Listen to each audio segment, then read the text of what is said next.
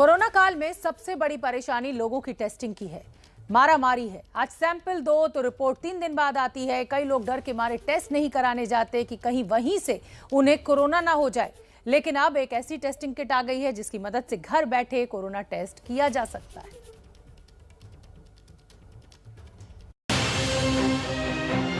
Corona की testing को लेकर आई राहत भरी खबर। अब नहीं करनी पड़ेगी कोरोना टेस्ट के लिए भागम भाग। अब घर बैठे जानिए कि आप कोरोना पॉजिटिव हैं या फिर नेगेटिव। ये जो टेस्टिंग किट आप देख रहे हैं, ये कोरोना की जांच के लिए है। सबसे अहम बात यह है कि इस किट के इस्तेमाल के लिए Indian council of medical research यानी ICMR ने मंजूरी भी दे दी है। अब हमें कोरोना की टेस्ट के लिए कहीं हॉस्पिटल या कोई कतार में खड़े होने की जरूरत नहीं पड़ेगी, क्योंकि अब हम घर बैठे कहीं भी कोरोना की टेस्ट कर सकते हैं। इस टेस्ट के लिए ICMR ने अनुमति दी है। मैं अब महाराष्ट्र के पुणे में हूं, जहां पर माय लैब इस कंपनी ने कोविसेल्फ ये एक किट बनाया है, जिस किट के सहायता से हम घर बैठे कहीं भी हमारी कोरोना पॉजिटिव या नेगेटिव हम क्या है ये जान सकते हैं। यानी ये किट करोड़ों लोगों की मुश्किलों को घर बैठे दूर कर सकता है। इस वक्त सबसे ज्यादा परेशानी लोगों को कोरोना टेस्टिंग में ही आ रही है। कई लोग टेस्टिंग सेंटर में जाने से घबराते हैं कि कहीं वहां जाने के बाद उन्हें कोरोना ना हो जाए। तो अब इस किट ने इन सारी चिंताओं को दूर कर दिया है। मेरे साथ इस कंपनी के डायरेक्टर हैं सुजीत जी। सर, किस तरीके से इस किट का हम इस्तेमाल कर सकते हैं जानने के लिए हम पॉजिटिव हैं या नेगेटिव? तो सबसे पहले हम इंडिया की पहली कंपनी है जिसे ICMR ने ये अनुमति दी है। होम टेस्ट की, सेल्फ टेस्ट भी इसे कहा जाता है। ये टेस्ट आप हफ्ते भर के बाद इंडिया की फार्मेसी स्टोर से 7 लाख से ज़्यादा जिसमें ये अवेलेबल होगा, या हमारे ऑनलाइन पार्टनर के वेबसाइट से आप इसे खरीद सकते हैं। एक बार ये किट आपके घर पे आता है, आप अपने कोरोना की टेस्ट खुद कर सकते हैं। अगर आपको सिम्टम्स हो या आप कोई सिम्टम्स वाले व्यक्ति के कांटेक्ट में आए हो, तो आपके लिए ये किट है। इसको इस्तेमाल करना भी बहुत आसान है। कोई भी आदमी बेहद आसानी से इस किट के जरिए अपना टेस्ट कर सकता है। किट बनाने वाली कंपनी माय लैब के डायरेक्टर ने ABP न्यूज के दर्शकों के लिए डेमो करके दिखाया कि वो किस तरह इस किट का इस्तेमाल कर सकते हैं। ये किट हम किस तरीके से इस्तेमाल कर सकते हैं, ये भी हम एक बार आप करके दिखाइए। जरूर। तो इस किट के कंटेंट्स हमने यहाँ रखे हुए हैं।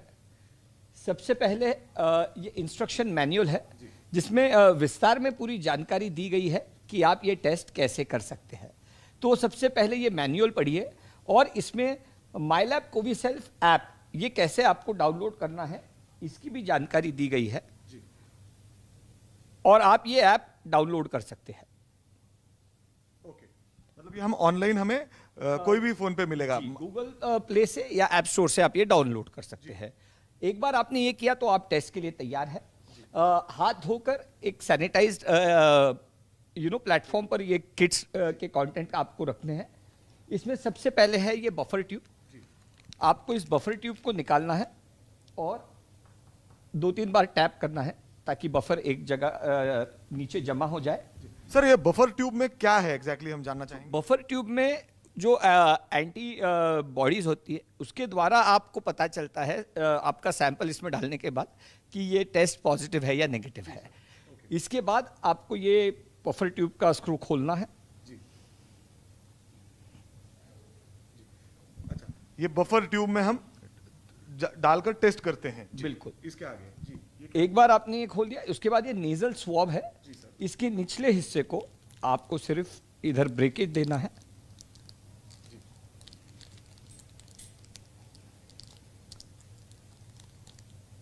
और ये स्वॉब आपको बाहर निकालना है।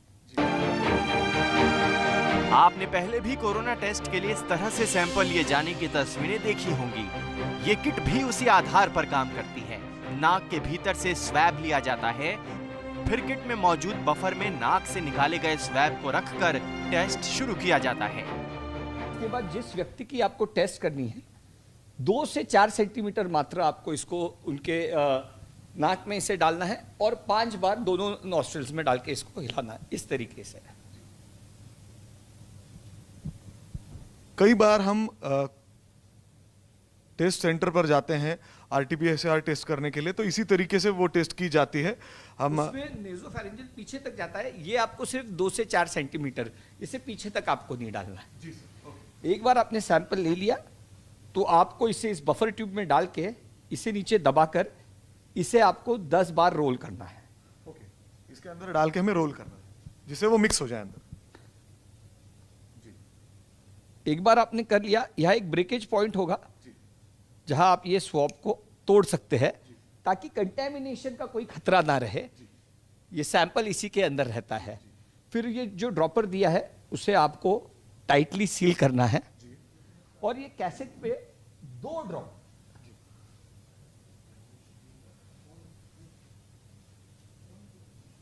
इस कैसेट पे आप इस जो हमने सैप निकाला है उसके 2 ड्रॉप अपने इस पे कैसेट पे डाले हैं जी, जिससे हम जान सकेंगे ये पॉजिटिव है या नेगेटिव। 2 ड्रॉप डालते ही आपका ये काम स्टार्ट हो जाता है। टेस्ट सैंपल को उसके कैसेट में डालकर छोड़ देना है। इसके बाद नतीजों का इंतजार करना है। आपको बता दें कि टेस्ट में ज्यादा वक्त भी नहीं लगता। आपको रिपोर्ट के लिए कई दिनों का इंतजार नहीं करना, ना ही कई घंटों का इंतजार करना है। बस कुछ ही मिनट में किट बता देगी कि आप कोरोना पॉजिटिव हैं या फिर नेगेटिव। और इस कैसेट में पहले सी लाइन है और बाद में टी लाइन है। सी लाइन एक बार आती है, इसका मतलब आपका टेस्ट ठीक परफॉर्म हुआ है। उसके बाद अगर टी लाइन आती है, इसका मतलब आप पॉजिटिव है। और अगर 15 मिनट तक टी लाइन नहीं आती, जो कि हमारे ऐप में अलार्म है, 15 मिनट बाद वो बच जाएगा। अगर 15 मिनट के बाद सिर्फ सी लाइन रहती है और टी नहीं आती, इसका मतलब आप नेगेटिव हो। और 20 मिनट के बाद के जो भी रिजल्ट्स है वो वैलिड नहीं है, वो आपने कंसिडर नहीं करने हैं। मतलब हमें कितने देर लगेगी ये टेस्ट के रिपोर्ट जानने के लिए? पॉजिटिव टेस्ट 5 से 7 मिनट में उसके रिजल्ट्स आ जाते हैं। नेगेटिव के लिए 15 मिनट तक आपको रुकना पड़ता है। यानी 15 मिनट में ये टेस्ट किट आपको बता देगा कि आप कोरोना नेगेटिव हैं, जबकि अगर आप कोरोना पॉजिटिव हैं तो सिर्फ 5 से 7 मिनट के भीतर आपको इसकी भी जानकारी मिल जाएगी। टेस्ट पूरा होने के बाद भी जिम्मेदारी खत्म नहीं होती है, बल्कि सैंपल को साथ में दिए गए सुरक्षित बैग में रखकर डस्टबिन में डालना होता है। और सबसे बड़ी बात यह है कि ये टेस्ट किट बहुत सस्ती है, सिर्फ 250 रुपए की। अगर आप देखते हैं तो इस कैसेट में ये सी लाइन आई है, जिसका टेस्ट किया है वो कंट्रोल लाइन आई है। टेस्ट ठीक हुआ है, सैंपल ठीक से लिया गया है, आपने टेस्ट ठीक से परफॉर्म किया है। अच्छा, हम ये भी जान सकते हैं कि हमने ये टेस्ट सही तरीके से किया है या नहीं? सिर्फ टी लाइन आती है, इसका मतलब टेस्ट इनवैलिड है, हमारे कोई स्टेप में चूक हुई है जी। और 15 मिनट के बाद आपको ये बायो हजार्ड बैग दी गई है, जिसमें आपको ये कैसेट, ये बफर और इन सब को डाल के सेफली डिस्पोज करना है ताकि कंटेमिनेशन का खतरा ना रहे। सर, ये जो आपने टेस्ट किट बनाया है ये कब मार्केट में अवेलेबल होगा और इसकी कीमत क्या होगी? जी, तो ये मार्केट में 7 दिन में उपलब्ध होगा और इसकी कीमत 250 रुपए इंक्लूसिव ऑफ जीएसटी होगी। मतलब कहाँ ये उपलब्ध होगा? ऑल ओवर इंडिया में होगा या ऑल ओवर इंडिया होगा। 7 लाख फार्मेसीज में अवेलेबल होगा और ऑनलाइन भी ऑल ओवर इंडिया के लिए अवेलेबल होगा। पूरे 7 लाख फार्मेसीज में जाने में शायद कुछ समय लगे, बट 7 दिन से अवेलेबल होना शुरू हो जाएगा। मतलब अगले हफ्ते से हम इसे मार्केट में लॉन्च कर देंगे? बिल्कुल अवेलेबल हो जाएगा मार्केट। अवेलेबल हो जाएगा जी बिल्कुल। फिलहाल देश में कोरोना की दूसरी लहर चल रही है। कहा जा रहा है कि तीसरी लहर भी आ सकती है और इसमें बच्चों पर ज्यादा असर होगा कोरोना का। तो क्या इस किट का इस्तेमाल बच्चों पर भी किया जा सकता है? इस सवाल के जवाब में कंपनी के डायरेक्टर का क्या कहना था, आप भी सुनिए। मैं उसी के साथ जानना चाहूंगा, छोटे बच्चे काफी सारे अब वो भी दिखते हैं, कहा गया है कि अब उन्हें भी खतरा ज्यादा है, तो वो भी इस किट का इस्तेमाल कर सकते हैं? छोटे बच्चे इस किट का इस्तेमाल ना करें, अडल्ट सुपरविजन में अडल्ट उनका ये टेस्ट कर सकते हैं। छोटे बच्चों ने ये डायरेक्टली यूज नहीं करना। नहीं, मतलब उनके कोई माताजी पिताजी वो कर सकते हैं। अडल्ट सुपरविजन में अडल्ट उनकी टेस्ट कर सकते हैं। तो और इस एक बार टेस्ट हो जाता है, उसके बाद आपको ये रिजल्ट जो है हमारे ऐप में अपलोड करना है, जो आईसीएमआर की वेबसाइट पे जाके आपको आपका पॉजिटिव या नेगेटिव का जो रिपोर्ट है आपके ऐप पर ही आपको मिल जाता है। मतलब कई देर तक आपको घंटों इंतजार करना पड़ता है आपके रिजल्ट आने का, आपके रिपोर्ट के रिजल्ट्स आने का, मगर इस ऐप के द्वारा करीबन 15 मिनट में आपके मोबाइल पर इस टेस्ट का, आप पॉजिटिव हो या नेगेटिव, इसके रिपोर्ट्स भी आपको आपके मोबाइल पर मिल जाएंगे। इस तरीके से ये जो कोवी सेल्फ किट बनाया है इस माई लैब कंपनी ने, करीबन 250 रुपए में अब हमें मार्केट में अवेलेबल होगा, जिससे कुछ ही देर में हम अपने घर बैठे या कहीं भी बैठकर खुद का टेस्ट कर सकते हैं और जान सकते हैं कि हम पॉजिटिव हैं या नेगेटिव। जल्द ही हमें ये मार्केट में भी मिलेगा। कैमरामैन राजेश के साथ मैं Mickey Ghai, ABP news, Pune. तो ये किट सिर्फ 250 रुपए में कुछ ही समय बाद 10 से 15 दिन का वक्त लगेगा, दुकानों पर मिलने लगेगी। 35 से ज्यादा लोगों की जिंदगी चली गई, कई अभी भी लापता हैं। भारतीय नौसेना ने सैकड़ों लोगों की जान तो बचा ली। अब उसी बार्ज शिप के चीफ इंजीनियर का एक वीडियो सामने आया है, जिसमें वो कई हैरान कर देने वाली बातें कर रहे हैं। किसकी लापरवाही ने ली 35 से ज्यादा लोगों की जान? हादसे के शिकार लोगों के परिजनों के आंसुओं का जवाब कौन देगा? कैजुअलिटी हुई है वो भी नहीं पता मुझे। मैं कंटिन्यू एफकॉन्स के हेल्प डेस्क से बस कंटिन्यू फॉलो अप कर रही हूँ, बट वो लोग कोई रिस्पॉन्स नहीं दे रहे हैं। कौन बताएगा उन परिवारों को जो अपनों के इंतजार में बैठे हैं? Family got completely they are collapsed, so try to understand my pain and please give me the update as soon as possible. Barge ship हादसे में कौन है इतने लोगों की मौत का जिम्मेदार? चीफ इंजीनियर की जुबानी सुनिए जहाज डूबने की असली वजह। ये कैप्टन का वजह से ही पूरा सारे कुछ हो गया, सब गड़बड़ हुआ। बार्ज शिप हादसे पर बचाए गए चीफ इंजीनियर का बड़ा खुलासा। इतने लोग जो मारे इसके जिम्मेदार कौन है? अभी कैप्टन और क्लाइन है। ठीक है, ठीक है। बार्ज के चीफ इंजीनियर ने खोली शिपिंग कंपनी की पोल। शिप हादसे पर एबीपी न्यूज का बड़ा खुलासा। बार्ज शिप के चीफ इंजीनियर रहमान शेख ने जो बातें बताई हैं वो हैरान करने वाली हैं। उनके मुताबिक अगर वक्त रहते सही कदम उठा लिया गया होता तो शायद ये हादसा नहीं होता, इतने लोगों की जान बच गई होती। चलिए आपको दिखाते हैं कि उन्होंने और क्या कुछ कहा।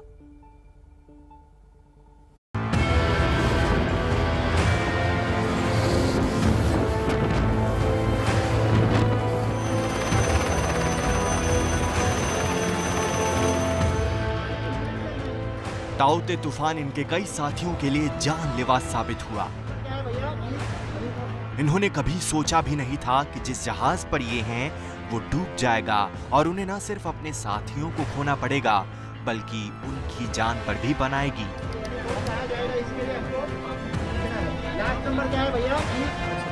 ये लोग तो किस्मत वाले रहे कि बच गए, लेकिन 35 से ज्यादा लोगों की किस्मत अच्छी नहीं थी। तूफान और समंदर उन्हें निगल गए। बचने वालों में barge ship chief engineer Rahman Sheikh भी हैं। रहमान शेख जख्मी हैं, कई जगहों पर चोट लगी है, लेकिन ऊपर वाले का शुक्र है कि जान बच गई। इनका इलाज चल रहा है, लेकिन जो कुछ भी इन्होंने हादसे के बारे में बताया है वो दिल दहला देने वाला है। अच्छा, कैप्टन ने पहले से अबंडन कर दिया वेसल को? वो प्रमोद से ही बात किया था, उसका भी हम लोग पहले बोला जब। नहीं, प्रमोद ने आपको क्यों नहीं बोला वेसल पुल आउट करके मुंबई लेके आओ जब साइक्लोन हो रहा है तभी? उसका पवन ने बोला हुआ कैप्टन से बात हुआ था। कैप्टन ने नहीं लेके गया? उसमें बात हुआ था, कभी नहीं आ पा रहा है बात में। नहीं, हाँ, जब साइक्लोन स्टार्ट हुआ तब सारे वेसल आ गया। किसका? मेरा। तब वेसल क्यों नहीं लेके आया?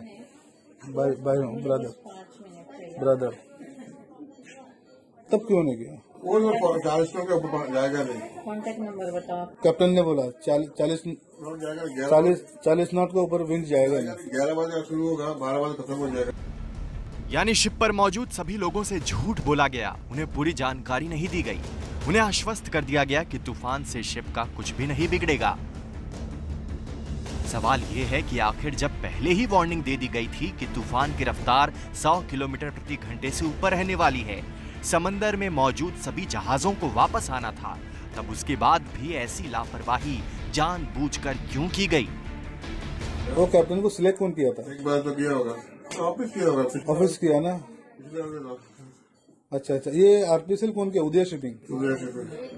अच्छा, ठीक है। तो ये कैप्टन का वजह से ही पूरा सारे कुछ हो गया, सब गड़बड़ हुआ। हाँ, कैप्टन और क्लाइम रेफ का वजह से वेसल हादसा हुआ। अब आप ही सोचिए, ऐसा हो नहीं सकता कि तूफान के खतरे के बारे में कैप्टन को नहीं पता हो। लेकिन उसने जरूरी कदम नहीं उठाए। छोटे बोट्स को उसने वापस भेज दिया, लेकिन शिप को वहीं रहने दिया। चीफ इंजीनियर रहमान शेख के मुताबिक इस हादसे के लिए अगर कोई सबसे ज्यादा जिम्मेदार है तो वो है बार्ज शिप का कैप्टन। तो अगर इतने लोग जो मारे, इसके जिम्मेदार कौन है? अभी कैप्टन और क्लाइन है, दोनों है। ठीक है ठीक है ठीक है। वंदना जी, आप आराम करो, आराम से। अभी कैप्टन लापता है, पता है वो मिला मिला नहीं। और आप लोग जब साथ में थे उसमें से कितने लोग कट गए पॉपुलर में? मेरा तो एक आदमी गया था। एक आदमी पकड़ गया पॉपुलर में। अच्छा अच्छा, ठीक है ठीक है। वंदना जी, आप ये ट्रीटमेंट लो आप, हाँ बात करते, ठीक है। वंदना। बार्ज के चीफ इंजीनियर रहमान शेख के ये आरोप हैं, लेकिन इन आरोपों की सच्चाई क्या है, इस पर जांच जारी है। मुंबई से मृत्युंजय सिंह की रिपोर्ट। दुखद बात यह है कि 37 लोगों की जिंदगी चली गई, 38 लोग अभी भी लापता हैं। इस पूरी घटना को लेकर गंभीर सवाल उठ रहे हैं। सवाल यह है कि जब पहले से जानकारी थी कि तूफान आने वाला है, समुद्र के किनारे के इलाकों में रहने वाले लोगों को हटाया जा सकता था, तो फिर जो लोग समुद्र के अंदर थे उन्हें वक्त रहते क्यों नहीं सुरक्षित निकाला गया? समुद्र में जो लोग काम करते हैं वो ऐसे ही बार्ज पर रहते हैं। हम आपको बता दें कि बार्ज में कोई इंजन नहीं होता, इन्हें जहाज खींचकर लाते हैं और फिर वहीं पर एंकर कर दिया जाता है। तो ये बार्ज की तस्वीरें, बार्ज 305 जो अब डूब चुका है। 60 से ज्यादा जिंदगियां खतरे में हैं। कई लोगों के शव बरामद हो चुके हैं, मिल चुके हैं, लेकिन अभी भी 38 लोग लापता हैं। 37 लोगों की मृत्यु और 38 लोग अभी भी लापता। आप अंदाजा लगा सकते हैं कि तूफान ने किस तरह की तबाही मचाई है। मृत्युंजय हमारे सहयोग जानकारी लिए हुए जुड़ रहे हैं। मृत्युंजय, अब तो उम्मीद ना के बराबर रह गई है, हालांकि अभी भी रेस्क्यू ऑपरेशन चलाया जा रहा है। 38 लोगों के विषय में कोई अपडेट आपके पास? और कंपनी तो जो अधिकारी हैं वो तो सवालों से बचते हुए नजर आ रहे हैं, कोई जिम्मेदारी लेने को तैयार नहीं। जी, निश्चित तौर पर शोभना, ये जो है वो बढ़ते जा रहा है। अभी तक जो इंडियन नेवी की जो जानकारी आई थी 37 लोगों की मौत हुई थी, लेकिन मुंबई पुलिस ये जानकारी दे रही है कि उन्हें बताया गया है कि आज देर शाम और भी शव आ सकते हैं। ये आंकड़ा बढ़कर 46 हो सकता है। हालांकि इसकी आधिकारिक पुष्टि इंडियन नेवी की तरफ से बाकी है, लेकिन मुंबई पुलिस का कहना है कि उन्हें ये जानकारी दी गई है कि शाम को 20 शव और आने वाले हैं, तो यह आंकड़ा बढ़कर 46 तक पहुंच जाएगा। निश्चित तौर पर कोई भी जवाबदेही लेने के तैयार नहीं है। आपको बता दें कि मुंबई पुलिस लगातार अलग अलग संस्थाओं, ONGC, एफकॉन, इन कंपनियों से संपर्क करने के लिए कह रही है, लेकिन कोई भी अभी तक पुलिस के पास आया नहीं है। कोई भी व्यक्ति शिप के कैप्टन की जिम्मेदारी ठहराई जा रही है। जो लोग बच के आए हैं जिंदा, उनका कहना है कि कैप्टन वहां खुद बोट से निकल गया और हमें वहीं छोड़ गया। क्या कैप्टन के विषय में कोई सुराग? जी, निश्चित तौर पर कैप्टन के बारे में जो खबर है वो अभी अच्छी खबर नहीं है।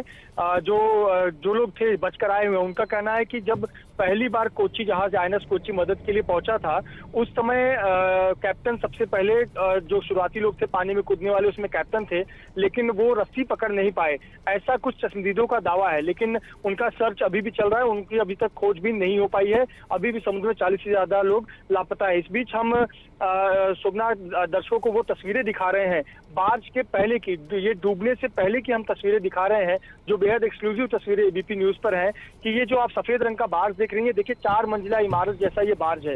इस पर ये अकोमोडेशन बार्ज होता है। दरअसल जहां पर ऑयल रिग पर काम होते रहते हैं, उन कर्मचारियों के रहने के लिए, ठहरने के लिए, कामकाज के लिए ये बार्ज का इस्तेमाल किया जाता है मेडिकल जरूरतों के लिए। बिल्कुल मृत्युंजय, मैं एक छोटा सा जवाब, क्योंकि अभी तक कुछ इस तरह की खबरें आ रही थी कि कैप्टन तूफान आने से पहले निकल गया था, तो इसका मतलब वो खबर ठीक नहीं थी। कैप्टन अपनी जिंदगी बचाने के लिए पानी में कूदे थे, लेकिन रस्सी पकड़ नहीं पाए और उनका फिलहाल उनको ढूंढा जा रहा है।